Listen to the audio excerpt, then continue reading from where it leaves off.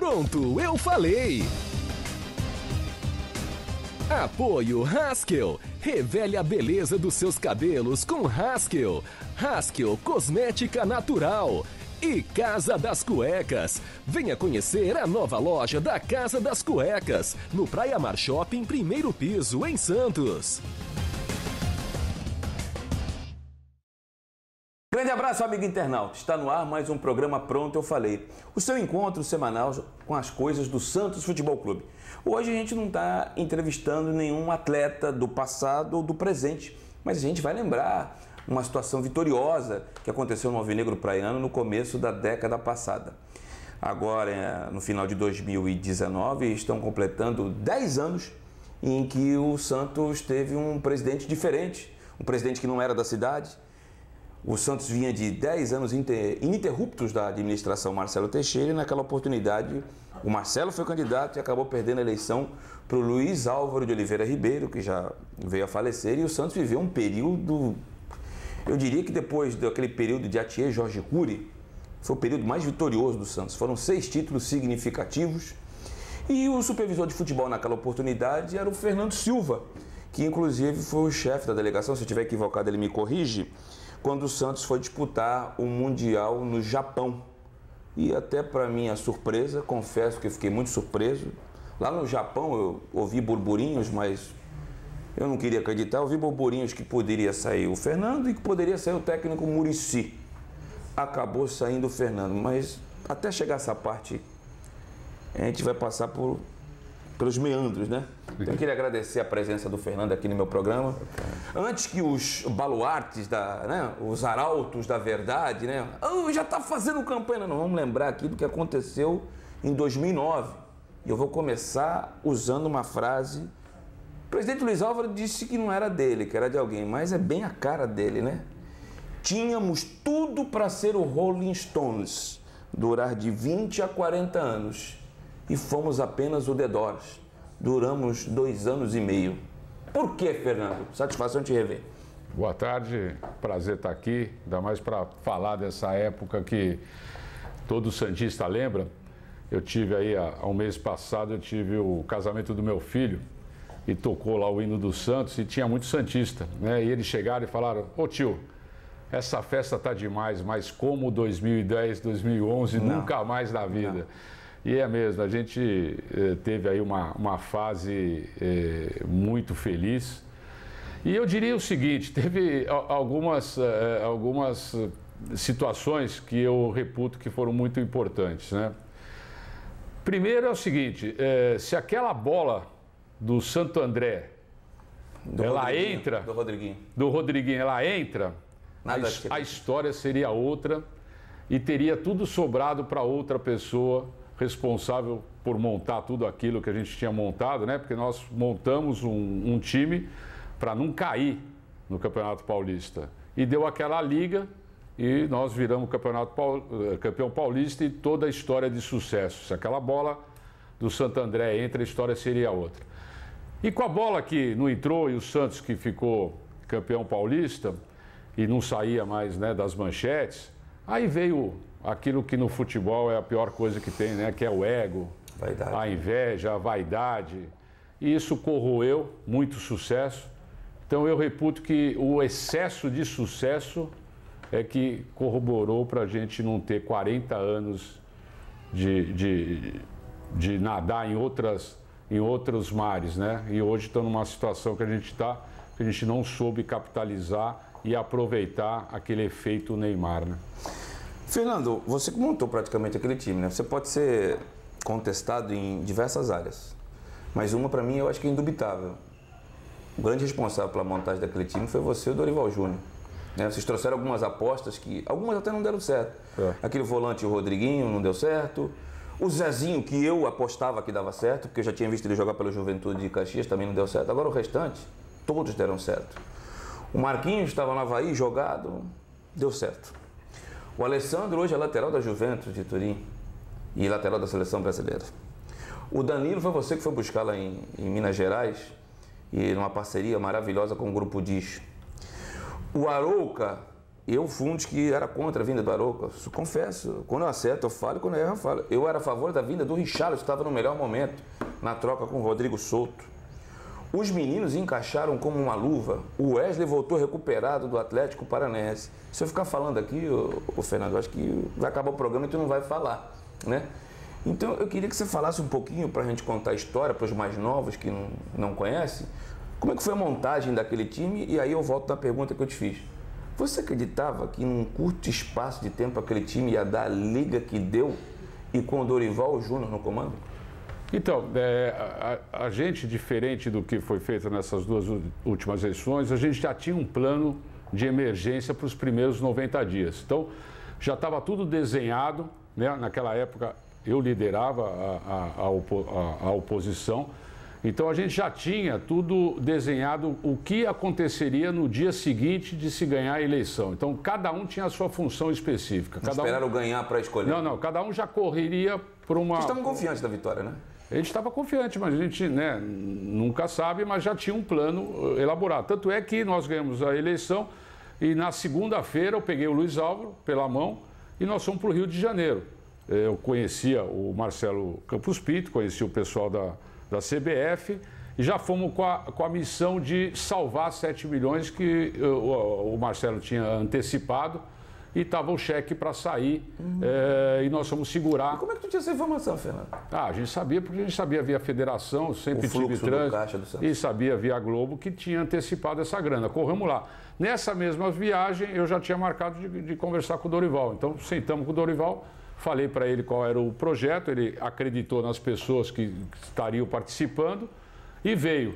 Com isso, a gente já começou a preparar algumas contratações, né, que já teriam que ser feitas naquele orçamento que a gente tinha disponível, que era quase nada. Você lembra a quantidade de contratações que foram feitas naquele começo de ano? Eu não lembro, mas foram... Lembra que teve os dois Brunos, Aguiar e Rodrigo, o primeiro que eu saí foi para Campinas, né?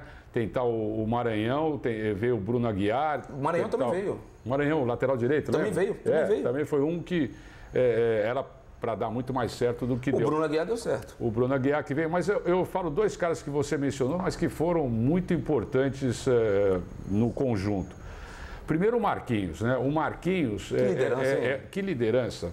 E ele, Edu Dracena e Arouca faziam a liderança do time. Era eles que seguravam a onda mesmo da molecada, que era, né, com aquelas vitórias, era impossível, né? Então eles seguravam bem, ainda eu diria, com a consultoria do Dorval, que falava pouco, mas era um líder também. Líder natural, né? Era um líder natural. Então os três foram essenciais. E o Marquinhos, futebolisticamente, ele faz um gol de falta que salva a carreira do Neymar. Concordo contigo. E o Rodriguinho entra numa fria de primeiro volante, num jogo contra o Grêmio, que ele pagou o contrato dele.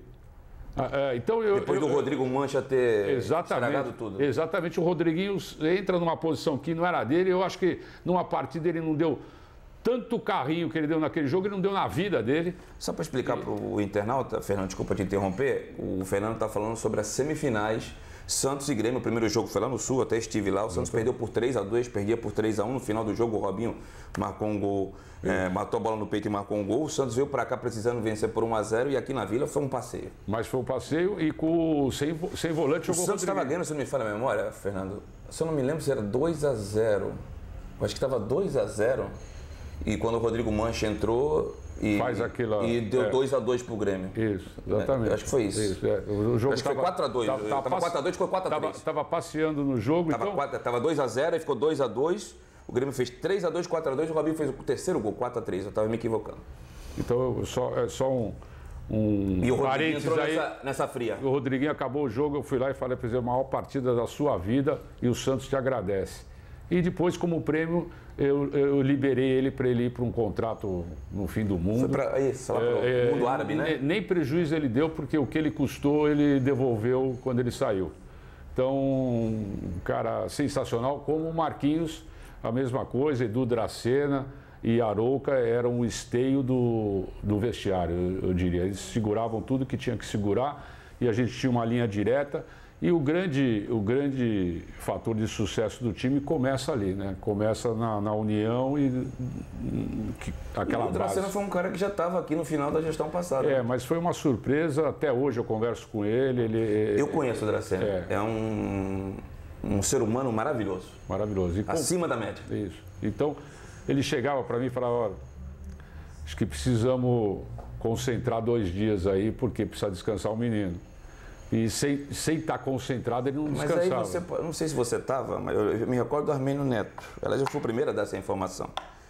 Vocês contrataram o Robinho numa quarta-feira por empréstimo e eu na segunda-feira dei informação. O Arnaldo Razzi ficou pé da vida comigo, me ligando o dia todo. Ademir, você é irresponsável. Ainda faltam detalhes, mas eu tinha informações de familiares envolvidos na negociação, não vou citar nomes, que já estava tudo certo, que tava, né? E aí eu cravei, foi inclusive até um boom na minha carreira como proprietário do blog. Aí vocês trazem o Robinho, que apesar de estar maduro, estava em baixa, e é um menino até hoje. Você não achou que ia pegar fogo no CT Rei Pelé, não? Tinha certeza. Aquilo foi um curso de aceleração para o Neymar, que o que ele ia aprender em 5 anos, ele aprendeu em 6 meses com o Robinho. Ganso também. Pro Ganso também. Mas o Ganso já é outro perfil, né? Outro perfil, não é o perfil alegre, não é o perfil do bem. Porque o Robinho, todo mundo sabe o que o Robinho faz, mas o Robinho é um cara do bem. Claro que é. É um cara do bem. Então, o que ele fez? Se o Robinho fez mal, fez só para ele. Só, isso aí. E ele acelerou o Neymar, que ficou mais ainda, né? E não outros, né? Wesley, foi tudo, André. Todo mundo participou. Zelov, foi no barca, né? Todo mundo. O Zelov é o cara mais inteligente do Santos porque ele colou no Neymar. Isso é verdade. Então ele ficou preferido do Neymar. Então o Neymar, às vezes, né, quando o Zelov estava meio embaixo, em vez dele fazer o gol, dava pro Zelov, dava pro André. E tinha ciumeira de outros centroavantes. Tinha. Tinha alguns que vocês trouxeram, o Marcel. E não recebia a bola do Neymar, era só pro Zelov. Teve um lance que eu não esqueci o jogo, que o Neymar driblou uns 3, ele parou na linha e deu pro Ganso fazer. Eu lembro disso. Então, o menino era simplesmente fantástico. É ainda, né? Quer dizer, tem toda essa celeuma em cima dele, mas eu digo o seguinte, é o filho que todo pai gostaria de ter. Por quê? Porque ele é carinhoso, ele é leal, ele é correto, ele é... Você conviveu bastante com ele, né? Bastante. Então, deixa eu te fazer uma pergunta. Você não acha que agora... Você convive com ele menino agora, com 27 anos. Não dá para chamar mais de menino, né? Né? Tem 27 anos de idade, vai completar 28 agora em janeiro. 22 de janeiro, se não me falha a memória. Robinho, que é de 25, que São Paulo completa mais um aniversário. Não estava na hora de ele ser um pouquinho mais independente, não? Porque eu me recordo, Fernando, até encontrei com você, encontrei com o Paulo Carvalho, que foi outro rapaz que você lançou também no futebol, lá em Nova Jersey, né? No começo, né? No começo, o Santos tinha um jogo pela Copa do Brasil contra o Remo no Pará, e no contrato para inaugurar o estádio do Red Bull, estava dizendo que tinha que ter o Neymar. Então o Neymar saiu de Belém, em vez de jogar contra o Ituano, que o Santos enfiou 7 no Pacaembu, se não me falha a memória, 7 ou 8, não me recordo agora, 7. Ele foi para Nova Jersey. E por ironia do destino, ele ficou ali do lado do meu quarto, né? Eu percebi ali, eu vou até contar algumas coisas aqui. O Neymar, ele só se preocupava em jogar bola. Ele nunca se preocupou em o contrato tal, quanto eu vou ganhar, nada. Só para você ter uma ideia, o Neymar pediu, eu arranhava no inglês, arranho, né? Nós fomos num outlet, no final da excursão, ele pedindo para eu cantar para ele a caixa que estava vendendo os produtos eletrônicos lá pra gente, e ainda brincou assim, fala para ela, tem jeito? Eu falei, não, isso é uma expressão idiomática do Brasil, não é daqui, cara. Entendeu? Então você vê que... Mas agora, passando tudo isso, por tudo que ele já viveu, Fernando, não sei se você ainda mantém contato com ele, você não acha que estava na hora... Não estou dizendo para ele brigar com o pai, longe disso, quem sou eu aqui? Eu também tenho um filho que está tentando aí um lugar ao sol. Não estava na hora de ele tomar algumas decisões, porque o pai eu acho que foi importante para a realização financeira da família, mas na carreira eu não sei se, principalmente depois da Europa para cá, se tomaram algumas decisões acertadas. Então eu não posso falar porque eu não estou mais perto dele. E eu também tenho essa leitura que ele já deveria, com essa idade, estar mais independente. Tomar algumas decisões. Eu acho, eu sempre falei que eu acho que ele vai ter a independência dele a hora que ele casar. A hora que ele casar e tiver uma mulher do lado, a mulher vai começar a alertar ele das coisas que ele está fazendo. E vai ter um conflito muito grande entre a mulher e a família. Talvez seja uma das razões que não deu certo nenhum relacionamento dele, porque quando a menina se aproxima mais, fica mais frequente, fica mais, eu acho que, e começa a ter opinião, o relacionamento acaba. Então, também acho que o pai foi muito importante no começo e na ida dele para a Europa. Ninguém pode falar mal. Digo para a carreira do filho do pai, no começo da carreira. Um cara muito preparado, ficou, né? Estudou. Vocês colaboraram para isso. Naquele plano de carreira do Neymar. Vocês fizeram um departamento que cuidava única e exclusivamente do Neymar. Exatamente. E a partir do momento que o Neymar vai para o Barcelona, a maioria daqueles funcionários passam a ser funcionários da NN. Exatamente. Inclusive, o preparador físico era o Ricardo Rosa, que estava, na época, estava desempregado, né? Eu sabia do potencial dele, da capacidade. Fui eu buscar o Ricardo, virou preparador físico do Santos, ele era da comissão permanente. Sim. Lembra que até o Dorival trouxe o dele, depois o Adilson também trouxe o dele, mas o Ricardo ficava. E depois foi efetivado. E aí, e por causa do Neymar, está na seleção brasileira. Isso. Né? Não só ele, depois foi assessor de imprensa. E foi personal treino do Neymar também. Não, continua. Ainda é de muitos anos. Mas um cara fantástico, Mas o Neymar usou a estrutura que o Santos tinha disponibilizado para ele. Logicamente, as pessoas que ele confiava, mais os parças, né, fazem o staff do Neymar. Antes de continuar, dá uma dica aí do programa Pronto, eu falei, segura aí. Venha conhecer a nova loja da Casa das Cuecas. Linha completa de cuecas, pijamas, meias e camisetas. Modelos plus size. Podendo pagar em até 6 vezes sem juros no cartão. Troca e devolução garantidas. Cubra e descubra sua intimidade na Casa das Cuecas. Conheça nossa nova loja em Santos, no Praia Mar Shopping, primeiro piso.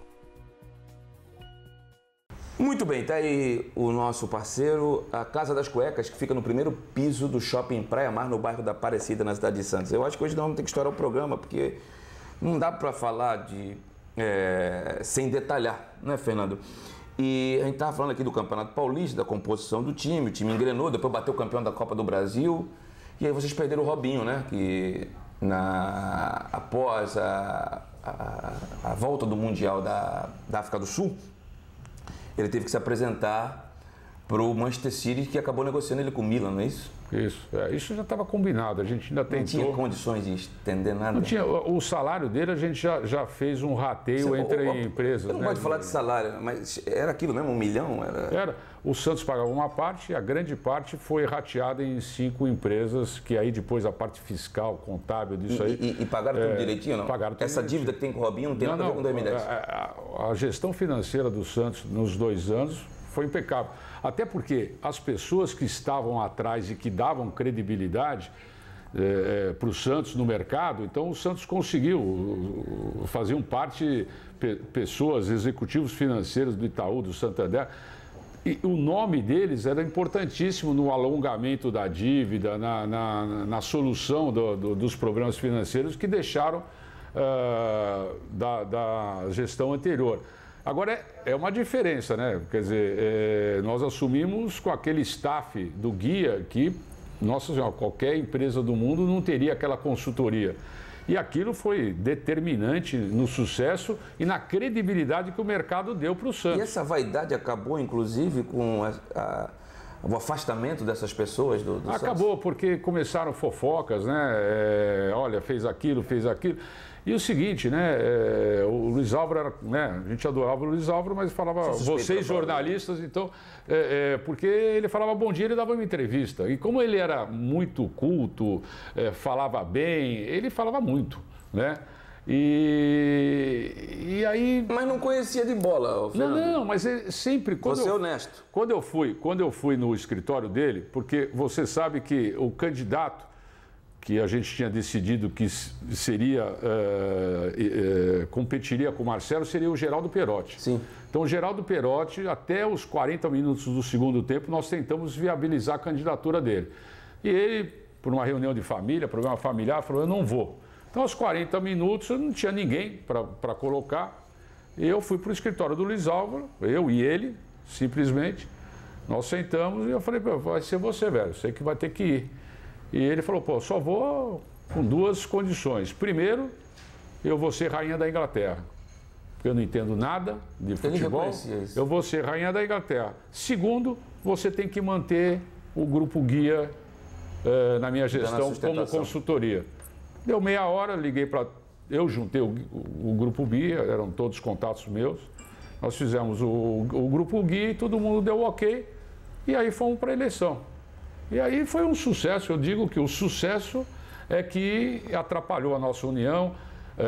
Nós não cuidamos da relação executivo-conselho, como deveríamos ter Mas isso acontece até hoje, hein? Mas isso aconteceu tudo porque o Santos não parava de ganhar, era uma febre nacional, e aí todo mundo queria sair na fita, na foto, então, da entrevista. Então, foi isso que começou a atrapalhar o caminho. Você saiu na final do Mundial, né? Logo depois da final do Mundial. Tinha um contrato que terminava em 2011 e não foi renovado, não é isso? Não foi renovado. E foi mais uma bola nas costas, né? Que eu tomei. Mas faz parte. Quem te deu a informação? Foi para o Luiz Álvaro? Não, o pessoal falava para mim lá no Japão que eu ia cair. Eu falava, mas de jeito nenhum, não tem a menor condição. Isso aí é papo de bastidores, né? E aí nós voltamos, né? Cada um foi para um lugar, e quando foi, acho que 26 de dezembro, me chamou o Luiz Álvaro e o Odílio no CT e falou, olha, vamos parar por aqui. Eu olhei para a cara deles, né? O Odílio era simplesmente, tinha entrado na chapa para completar. Para ter alguém de Santos, né?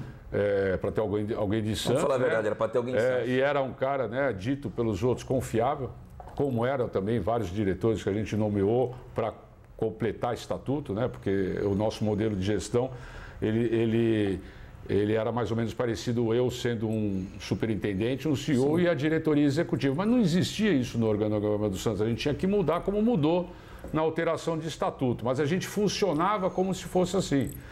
Só que aí nós tivemos que nomear diretores, né, por causa do estatuto. Então a gente nem tinha todos os diretores. Que o Pedro Conceição era do futebol. E o Pedro era um cara confiável, leal, que tinha participado de todo o projeto da Resgate, lá de 2013, acho que ele entrou. Resgate foi fundada, para mim, a eleição de 2001, isso. Era um partido político. Isso mesmo. E aí depois veio o grupo deles, veio vários outros grupos. Então a gente foi montando os diretores, e aí com o sucesso os diretores fizeram valer o direito da caneta. Porque eu sou diretor, não, mas você é diretor porque a gente colocou, mas quem manda são os executivos. Não. Então, isso mudou. E aí a relação foi se desgastando, né? Até ter a minha dispensa, que foi logo o cara que tinha articulado tudo isso. Se a gente dispensa ele, vai ruir tudo embaixo. E foi o que aconteceu. Você tinha intenção de dispensar o Muricy após a final do Mundial? Tinha, não, eu já tinha conversado. Sabe por que eu estou te perguntando isso? Não sei se você vai se recordar, nós estávamos chegando no aeroporto de Tóquio, para o embarque de volta para o Brasil. E eu te fiz essa pergunta e você falou bem, você vai publicar agora? Não sei se você vai recordar. Eu falei, agora não, porque eu estou sem internet. Não, então tudo bem, quando chegar no Brasil você publica. A intenção é essa, vamos ter uma reunião, mas a intenção é essa. E eu dou louco para parar no lugar que tivesse um Wi-Fi, já publicar, para ser o primeiro, para dar o furo, né? E aí chegamos no Canadá, eu vim via Canadá, não lembro, nós não viemos no mesmo voo. Se vocês foram via Estados Unidos, eu vim via Canadá e fiquei lá no Canadá. Ponho, não ponho? Não sei por que razão não coloquei. Ele chegou no Brasil, eu encontrei o Luiz Álvaro no aeroporto. Ademir, tenha calma, nós vamos ter uma reunião ainda. E ele não foi demitido, né? Aí eu fiquei com aquilo, mas o homem forte do futebol me falou que ele vai ser demitido. O que aconteceram naqueles me recordo agora se foi 14 ou 15 de dezembro, a final, até a tua saída, Fernando? Então, como no futebol... E outra coisa, você se recorda de ter comentado isso comigo no aeroporto? Porque eu já tinha... E ainda falou assim, se você falar para alguém que eu falei, você tá mal comigo, hein? Não, já tinha isso claro, porque eu não tinha... Muricy é amigo, hoje ficou um amigo, a gente se vê, gosta dele. Eu senti você assim, muito nervoso com a mudança no time pro último jogo. Eu não gostei. E eu não vou entrar aqui em detalhes, porque eu não vou ter também condições de provar, mas você sabe o que efetivamente aconteceu. Exatamente. Correto? Ali eu acho que ele pecou. Primeiro ele treinou um esquema que dependia do Adriano homem a homem no Messi. E o Adriano se machucou. E o Adriano se machucou, ele ficou sem saída. E não podia fazer aquilo. E depois a improvisação do Durval na lateral esquerda era um negócio que... Tirou o Elano e botou o Léo.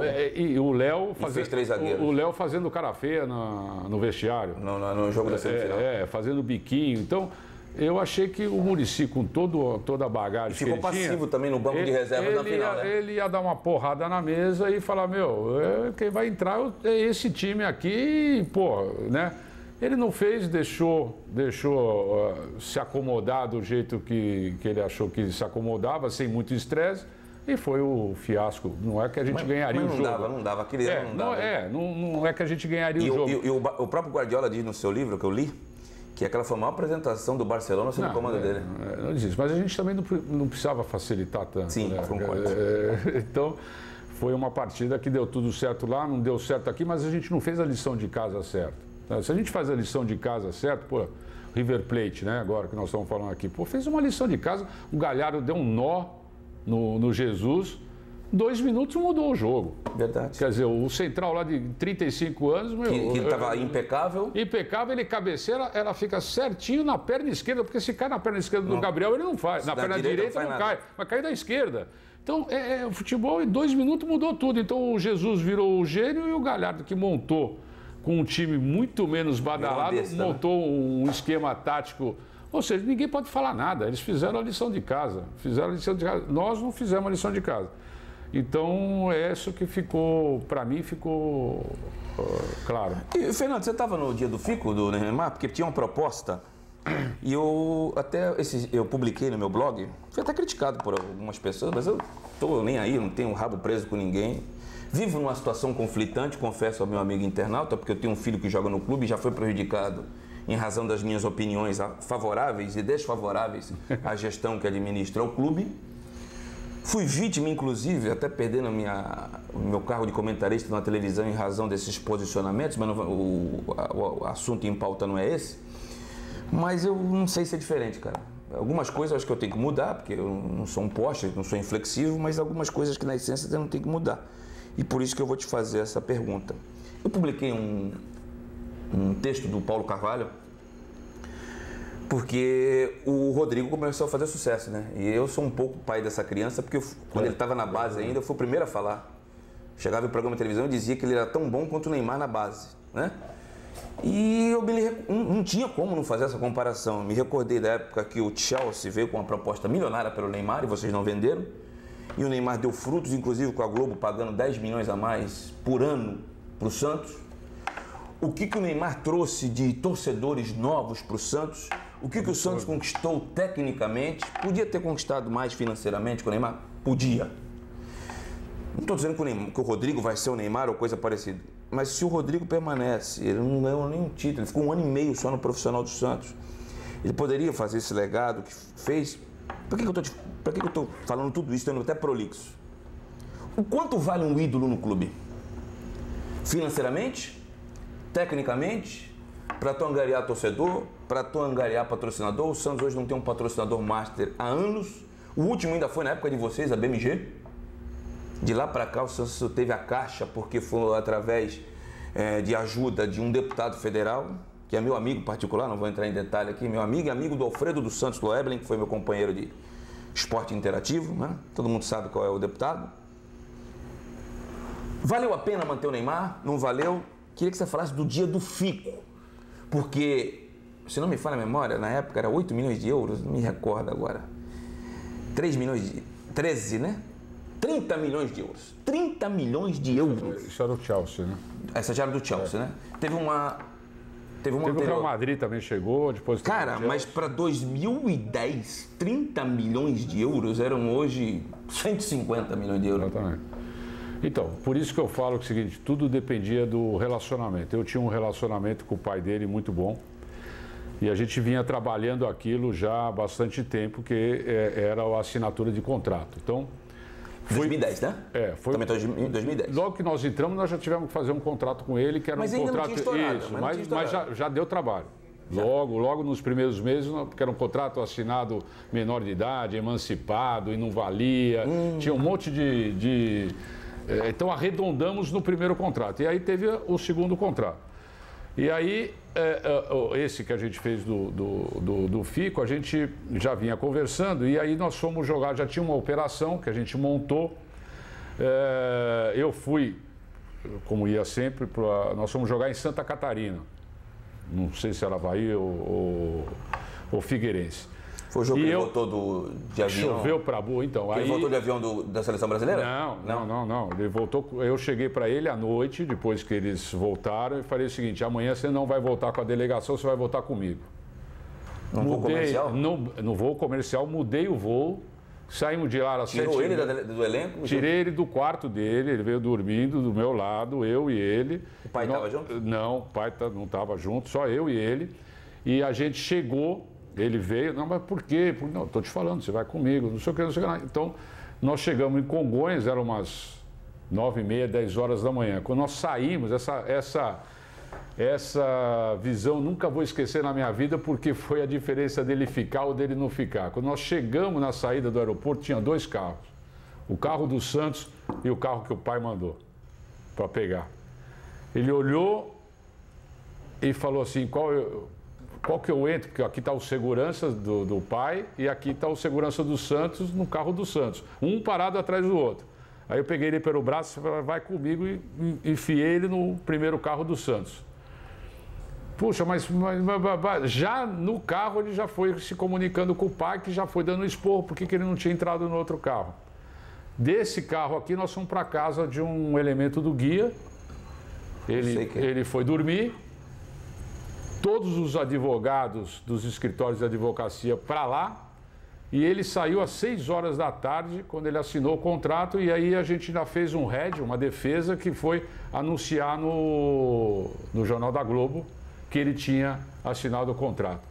Nesse dia todo ficaram as tentativas, e ele só ficou porque ele estava em casa. E aí ele estava para ir para qual time? Era para o Chelsea. Esses 30 milhões de euros? Isso, porque os caras no hotel não acreditavam como que ele ia ficar. Aí foram mudando as propostas, e a gente com a equipe de advogados do escritório renomado de São Paulo, escrevendo as atas, e escrevia, mudava com a... E salário, Fernando? Como é que vocês pagavam o cara? Qualquer business plan com o Neymar se justifica, porque é o que você falou.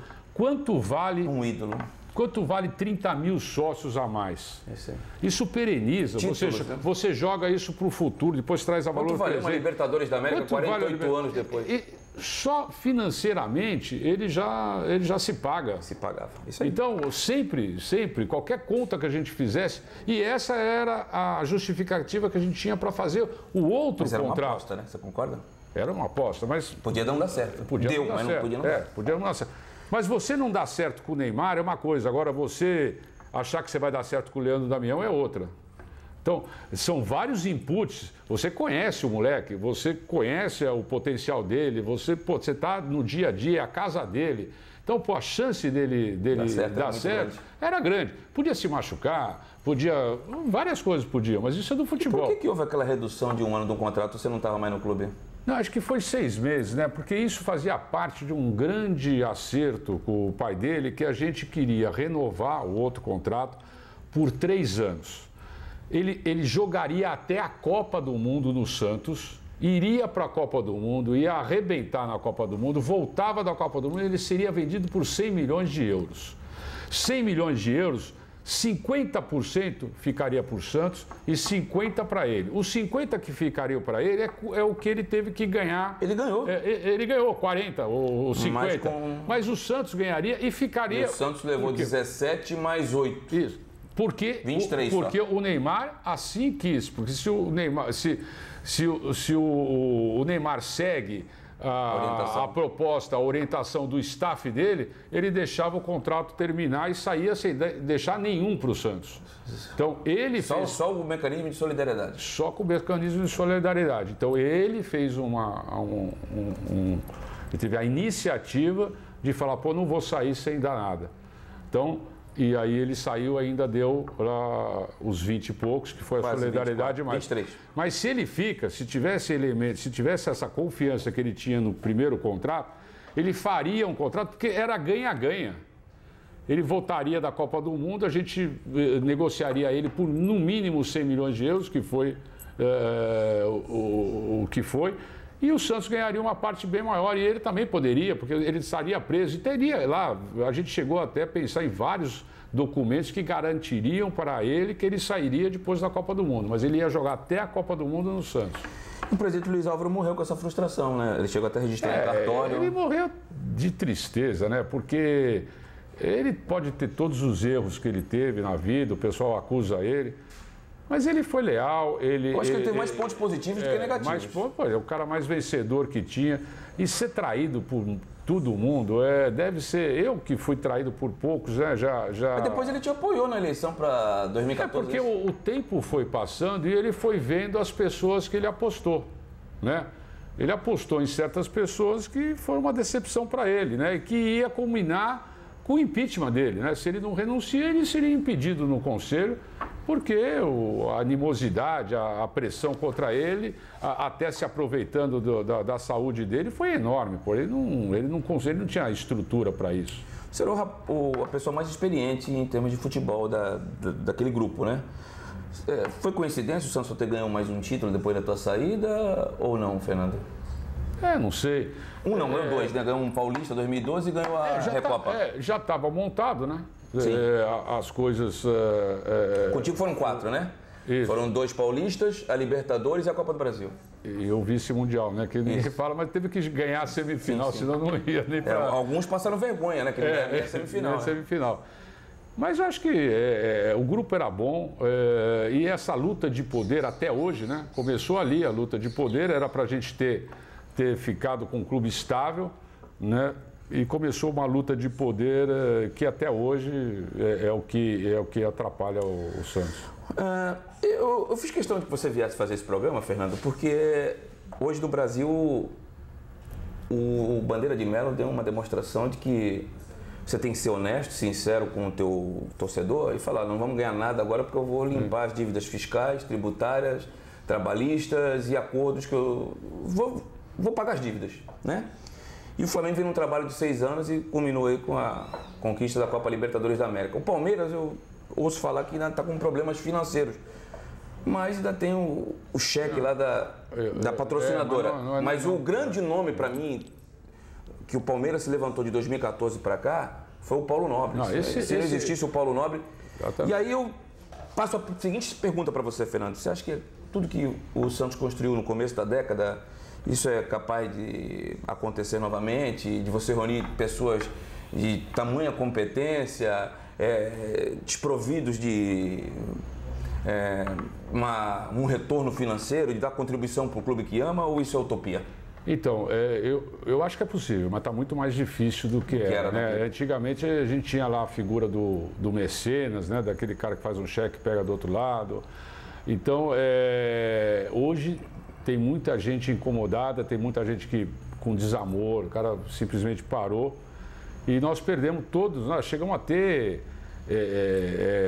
os maiores executivos das empresas santistas. Nós chegamos a ter, né, tivemos governador, vice-governador, prefeito, vice-prefeito, 3 dos 10 mais votados vereadores de São Paulo, deputados estaduais, deputado federal, senador da República. Não é possível, isso era para empurrar, isso seria... E perdemos o legado da Copa, essa crítica eu faço à gestão. Porque era para o Santos ter feito, no mínimo, ter melhorado a Vila Belmiro ou construído uma nova arena. Tudo, né? Tudo não deu... Perdemos, né? Não deu tempo, porque em 2 anos começou a briga política. Veio o evento Leandro Damião... Mas você não concorda comigo que era o momento do Santos construir uma nova arena? Mas sem dúvida. E principalmente um novo CT. Sim. Né? Porque o Santos é formador. Né? Hoje você vai... Joga no campo sintético. Você tem vergonha do centro de treinamento, aquele que foi rotulado como um centro de treinamento avançado. Hoje, pô, é só você viajar por aí, você vai ver que nós estamos totalmente ultrapassados, né? Não tem a mínima condição. E não vai formar ninguém, porque o que atrai e atraía o Santos é o seguinte, porque o moleque que vem para o Santos, ele tem a perspectiva de jogar. Então, um empresário não quer levar jogador para o Palmeiras, porque não vai jogar. Então, no Santos tem a perspectiva de jogar. Até por necessidade. Até por necessidade. E aí o raio vem e cai, 1, 2, 3, né? E vai continuar caindo. E vai continuar caindo. Você tem que dar condições do raio cair. Exato. E o que você tem que ter no Santos que você não teve até agora? Você tem que ter gestão. Pô, a palavra é gestão. A gente vem de vários anos sem gestão. Então fica difícil, né? Com gestão ruim quebra um clube de futebol. E tá aí o Bandeira de Melo, que tem que ter uma estátua para ele, tem que ter o Paulo Nobre, tem que botar uma estátua. O Romildo Corrêa também acabou fazendo isso um pouco no Grêmio, não na mesma intensidade do Bandeira e do Paulo Nobre. Paulo Nobre. É porque o Paulo Nobre, diferente do Bandeira, o Paulo Nobre é um milionário. Então ele botou, e o que ele fez diferente da família Teixeira? Ele fez as regras no conselho. Então ele passou o acordo dele no conselho, os conselheiros deram ok. E tinha lá regras estabelecidas. O jogador deu certo, vocês me pagam a pior remuneração que eu tenho financeira, que devia ser poupança. Nem sei se cara desse... Provável. Então, e o que der a mais é do Palmeiras. Se der errado, é meu. E aí começou a gestão dele. Pô, assim, né, fica fácil. O Santos fazia outros tipos de acordo. Então, foi um cara que profissionalizou. Eu tive com ele, tive o prazer de conhecê-lo. Tem que ter uma estátua pro Paulo Nobre. Agora, pô, tem os seus problemas. Pô, ninguém vai acertar tudo, ninguém né? vai acertar, ainda mais no Palmeiras. Mas o que ele fez também? Ele acabou com aquelas palmeirização, né? Que eram... Sim, fragmentações, né? E a palmeirização veio pro Santos. Essas fragmentações, né? As fragmentações. Todo mundo hoje, via social, se diz um líder político, diz que tem um grupo para depois colocar dificuldade, para depois vender facilidade na época da eleição. Fernando, o papo está maravilhoso. Foi bom a gente relembrar o passado. Eu acho que quem não tem passado não tem história. Ainda mais num passado vitorioso. Foram as últimas grandes conquistas do Santos, sem desmerecer os campeonatos paulistas que o Santos conquistou futuramente, que foi os de 2015 e 2016, mas o último grande período de vitórias do Santos efetivamente foi esse, né? Tinha sido com o próprio Marcelo nas conquistas do bicampeonato brasileiro de 2002 e 2004, com o vice da Libertadores em 2003, mas eu vou falar por mim, né? Tenho 46 anos, o período maravilhoso das conquistas do Santos foi esse período 2010, 2012, né? E eu gostaria, Fernando, antes das tuas declarações e o recado para a torcida, o que você anda fazendo da vida? Você continua atuando no futebol? O que você pode falar aí, o teu momento atual aí como... não sei se você está como empresário ou se você está como autônomo. O que você pode dizer aí para o torcedor? Não, eu montei uma startup, né? Nessa onda de startup, a gente tem uma startup... Claro que você está ganhando muito dinheiro com água, cara. Então. E aí, muito dinheiro ainda não, mas eu espero. E a gente montou uma startup que tem um equipamento que transforma água contaminada em água potável, portátil. Então, 35 milhões de pessoas no Brasil não têm acesso à água potável. Verdade.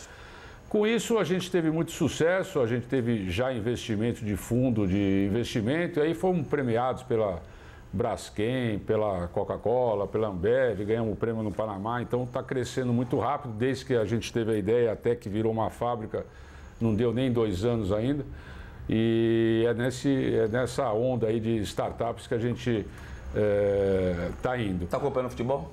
Então, a gente acompanha bastante, né? Até indo no estádio ou pela TV? Não, eu tenho ido pouco ao estádio, acompanho mais pela TV e pelo Conselho Deliberativo, que tem uma pauta extensa, né? E sempre muito pesada, né? O Conselho do Santos virou um negócio pesado, né? Você chega lá, antes era uma reunião de amigos, você brincava com todo mundo, hoje você chega, o pessoal tá carrancudo, parece que quer dar um tiro um no outro.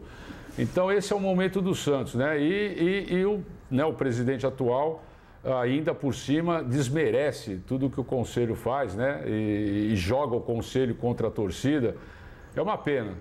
Mas eu tenho fé que as coisas podem mudar e espero que a gente ainda tenha uma saída no mercado, né? Porque o Santos se apequenou no mercado, a importância do Santos é cada vez menor. O Santos tem uma torcida envelhecida e aquela chance que tinha de recuperar e oxigenar, que era o efeito Neymar, não foi convertido, né? Então eu diria que lá 10 sócios que foram adquiridos no período Neymar, ficaram 2. Então se perdeu a grande chance, como já tinha se perdido no efeito Robinho e Diego, que também foi muito rápido, não deu para converter. O Neymar durou um pouco mais, teve mais títulos, então o número de sócios que o Santos ganhou, o Santos chegou a ter 60 mil sócios em cima do Neymar. E aí a gente não tem nem 20 adimplentes, né? Então a gente perdeu isso e temos que de novo recuperar, ou via programa de sócio mais atrativo, via um centro de inovação aqui, trazer alguma coisa relativa ao futebol nessa onda de startups e hubs, né? Usar o nome do Santos para atrair projetos e fazer aqui um polo de startups. Eu que estou participando no mundo disso aí, os times já estão se posicionando e isso vira uma fonte de receita muito grande. Você tem que ser criativo, porque o Santos é o grande clube que não tem uma capital, não está numa capital, então você tem que ser criativo, sair desse problema de Santos contra São Paulo. Isso é uma oportunidade que a gente tem, cara. Porque teria muito clube que gostaria de ser importante para duas cidades, né? Nós somos e isso aí virar contra nós, poderia virar a favor de nós, né? Mas a gente não sabe usar isso. Eu não tinha o objetivo de perguntar, não, mas eu vou perguntar. No último pleito, você não colocou teu nome à disposição como candidato à presidência, mas no penúltimo você foi. Você ainda tem essa pretensão ou não? Acabou aquela eleição, né, que a gente acha que a gente tinha ido muito bem, né, na eleição que foi num sábado a gente tinha ido bem, no outro acabaram a eleição, né, e teve no outro sábado a gente tinha muito voto que não era da cidade e fica caro o cara ter que vir em duas, já era final do ano, todo mundo tem seus programas. Então acabou a eleição, deu mais ou menos uns 6 meses, chamei os candidatos, né, e falei o seguinte: olha, nós aprendemos que uma coisa nós aprendemos nessa eleição, né? Vocês aprenderam alguma coisa? Eu aprendi. Aí aprendemos, porque não podemos dividir voto, pô. O discurso é o mesmo, o plano de governo é o mesmo, para que nós vamos dividir voto? Pô, se um ou outro tivesse junto nessa eleição, não tinha dado Modesto, que foi um caos para o Santos Futebol Clube, né? A gente não achava que o Pérez seria pior, mas o Modesto ganhar um retrocesso, era tudo de ruim que podia acontecer. Então, aprendemos isso, então, olha, vamos aqui ter um pacto de honra que nenhum dos três vai ser candidato na próxima. Ou seja, nós vamos... Era você? Eu, Nabil e Pérez, sentado e falando, não, olha, então a gente vai se unir e vai sair quem for o candidato mais indicado para enfrentar. Aí foi indo, não, tenho que ser eu, o outro, eu também não vou, mas depois foi. Ou seja, ninguém manteve, eu mantive, o Andrés era um cara que sempre foi do meu grupo, desde 2001. Verdade. E sempre foi um cara leal, mostrou interesse em ir, falei, eu não vou, ele foi como se ele fosse foi do apoio, né? do apoio, depois ele criou as conexões políticas dele, diferentes, que nem eu não concordo com várias, mas era o nome dele, ele que tinha ido para a eleição, né? E eu acho que até se tivesse mais uma semana, ele ganhava a eleição, porque ele ganhou em Santos, né? Ele perdeu em São Paulo, onde ele deveria ter ganho. E agora, para a próxima, a gente está aí conversando. Falar alguma coisa, né? Tá longe e hoje tem muito grupo, né? Fragmentado. Que se juntar todos os sócios que cada grupo diz ter, a gente deve ter uns 125 mil sócios por aí, mais ou menos. Então, vamos ver o que acontece.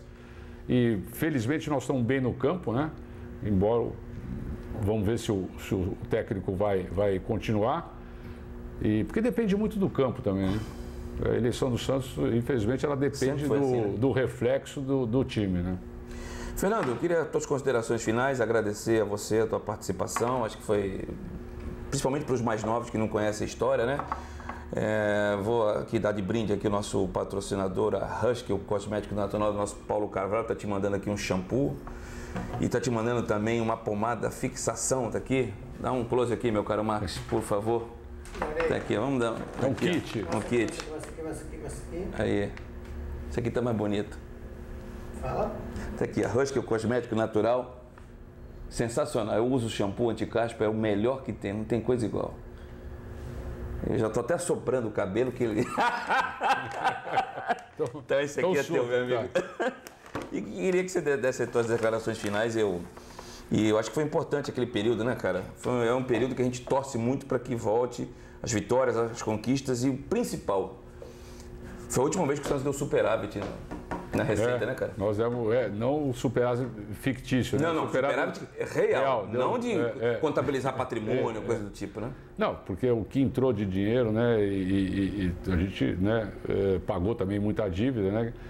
Mas foi a última vez que deu um superávit. Superávit em time de futebol não é fácil, né? Ainda mais no Brasil. Mas eu agradeço a oportunidade, fico sempre feliz aí de quando você chama, a gente faz o possível para estar aqui. E parabenizar pelo sucesso, né? Eu vi, nós nos conhecemos numa arquibancada de sub não sei o quê, sub-17 ou não sei o quê. Sub-20. E eu olhei para você olhou, eu não gosto de você, você não gosta de mim, então espera um pouquinho, vamos sentar aqui e vamos conversar. Vou te falar que dia que foi. Nós conversamos na final do Paulista Sub-20 em 2012, você tinha acabado de sair do Santos. Ah, é? Foi. Não foi, foi durante, eu acho. Não foi durante. Foi, eu lembro dessa conversa. Não, acho que foi sub não sei o que jogava o Felipe Anderson. Foi no Pacaembu. Não, foi antes. Foi em 2010. 2010, isso. 2010. E aí eu só venho... Eu só cheguei para ele, eu acho você arrogante. Mas falei na lata, deu uma de leão, cara. Ele, peraí que eu vou te explicar, então.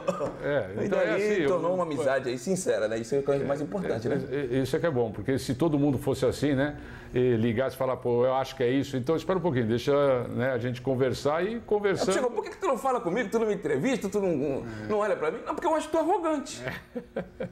E eu estava equivocado, em grande parte. Então, e foi isso aí. Viramos amigos. Isso aí. Então eu agradeço e parabenizo você pelo sucesso na carreira. Obrigado, Fernando. E que você continue. Eu comparo você ao Carlos Eduardo Perão de Castro, que era a nossa voz nos programas esportivos. A gente ficava esperando o Perão conseguir pegar o microfone. Falar do Santos, porque o cara falava, e como foi Noroeste e Palmeiras? Eu não sei, mas olha, o Santos treinou ontem às 15 horas.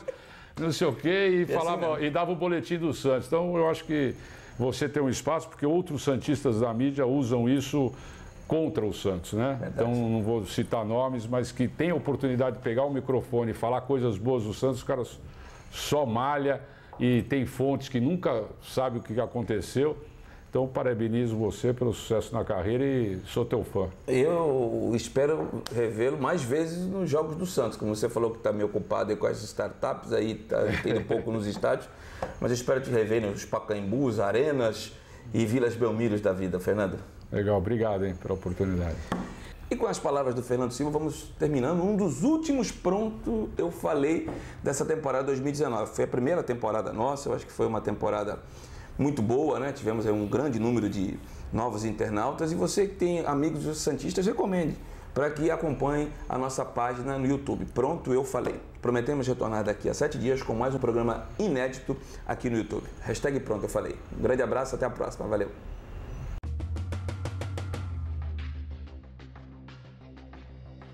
Pronto, eu falei.